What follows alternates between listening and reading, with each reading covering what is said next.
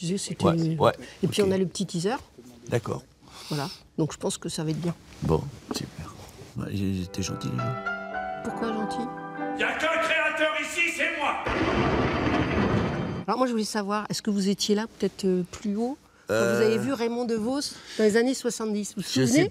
Oui, bah, je m'en souviens parce que en fait, j'y étais allé 3 fois parce que le premier soir, j'avais pris ma place et puis c'était des spectacles assez longs, c'est-à-dire qu'il y avait genre 1h30 de première partie, il y avait un entracte et une partie d'1 heure encore après. Et donc c'était dans ce théâtre-là que je l'ai vu la première fois et j'avais repéré qu'à l'entracte, les gens allaient fumer sur la place. Et il n'y avait pas de contrôle. Donc je m'étais dit, demain, je peux aller revoir la deuxième partie. Appelez-moi DeVos. Est-ce que vous m'aimez?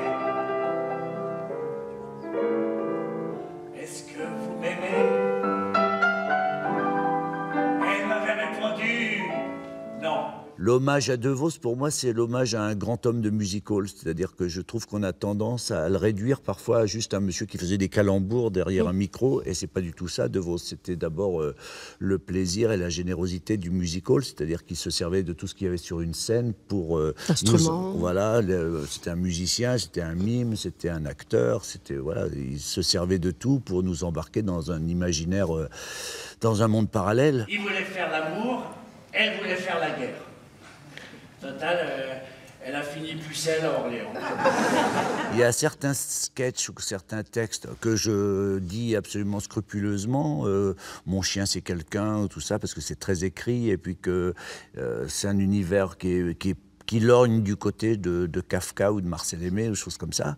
Et puis de temps en temps, ce sont aussi des entrées de clown, et il faut que je me serve du moment, de l'instant, de la relation que je peux avoir avec Antoine pour en faire quelque chose d'un peu personnel, quoi. Elle a oui ce que tout toi.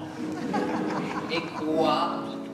Je me serais jamais lancé là-dedans s'il n'y avait pas 10 ans de complicité avec François et la confiance qu'il m'accorde pour que je lui donne la réplique.